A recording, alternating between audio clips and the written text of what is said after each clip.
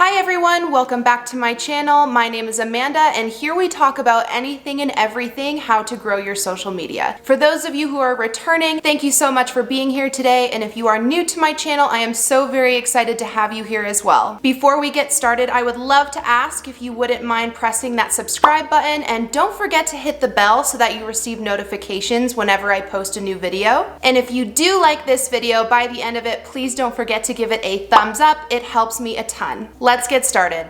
The goal for today is to make this video pretty short and sweet so that you guys can get all the tips pretty quickly. But what I do recommend is that if you have not seen my previous video about Instagram Reels that I posted last week, make sure that you do watch that in addition to this one to get the full benefit out of all of this information. Today we're talking about best practices for using Instagram Reels. Please remember that Instagram Reels has only been out for about a week now, and there's only so much that we can learn in that time frame, but I do have a relatively large account that I am testing Instagram Reels on, and the results are pretty stellar so far. First order of business, make sure that you are sharing your Reels to your stories. There are quite a bit of followers that you might have who don't end up seeing your posts or Reels in their newsfeed. So if they're watching your stories on a day-to-day basis, they're probably going to come across the Reel in your stories. Now, it may seem counterintuitive to share your Instagram Reel to your stories because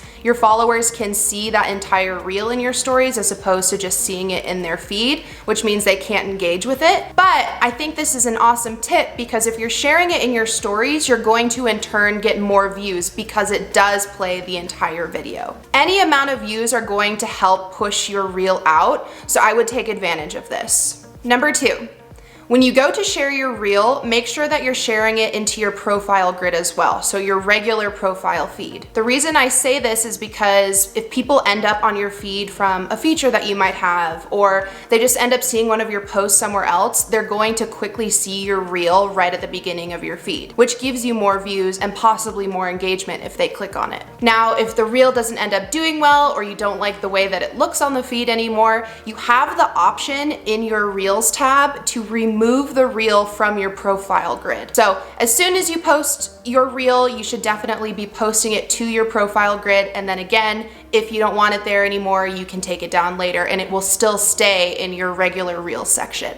Number 3, if you are on TikTok and have TikToks that have done relatively well for your page, repost those to Instagram Reels. If you have these videos from TikTok that don't have the TikTok watermark, they're probably going to do better just because the watermark can tend to make things look a little tacky. But if you do just have the copy from TikTok with the watermark, that is fine. It's all good. Just post that on your Reels. The reason I say to do this is because if you have a TikTok that has done pretty well, it already has social proof for you. It has already proved itself to be good content. As you're starting on Instagram Reels, you should be posting your best content to Instagram Reels because it has a similar style to TikTok.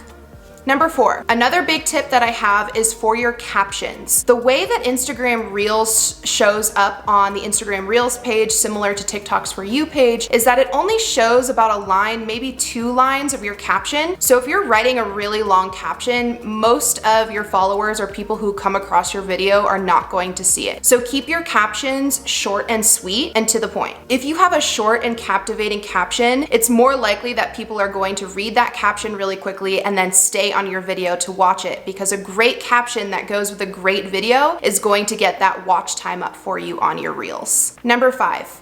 Make sure that you're using appropriate hashtags. Just like a regular post, as far as we can tell, hashtags do still work on Reels. Any relevant hashtag that you would ordinarily use for one of your posts on that particular topic that you're posting about in Reels should be used on that Reel as well. This will in turn get you more exposure from the hashtag section, and if people go to search for that hashtag, they are possibly going to see your Reel there. And my final tip for today is make sure that you're using the Instagram Reels features that are available to you. What I mean by that is do your best not to edit the video that you're posting in a separate app, whether that's TikTok, Final Cut, Video Shop, or any of those other external video editing apps. Do it in Instagram Reels. Instagram is known for pushing out content that they see is being posted by people who are using the new features of their platform. So for instance, if you need to add text to your video, use Instagram Reels text feature to do so. If you want to use a sticker or something, definitely use Instagram Reels option for adding stickers. Same thing goes with the music. I'm not quite sure how all of this copyrighted music stuff is going to come into play in the coming weeks or coming months, but I do recommend that if you're going to use a song that you know is copyrighted, use it from Instagram's music library. That way, you know you're safe, your video's not going to get taken down because Instagram is making it available for you. The last thing you want is to have a great song in your video and then Instagram take it down later on because of copyright issues and because you didn't use it through their music library. All right, everyone, as promised, this video was short and sweet, and I hope that it provided you the value that you needed today in order to be able to understand the best practices for Instagram Reels. Remember, this is a multi-part series, so if you haven't seen episode 1, I highly recommend doing so. I will have a few more videos on Instagram Reels coming up in the next couple of weeks, so make sure that you subscribe and turn on those post notifications so that you don't ever miss any more Instagram Reels, Instagram in general, or social media tips with me again. I hope to see you in the next one.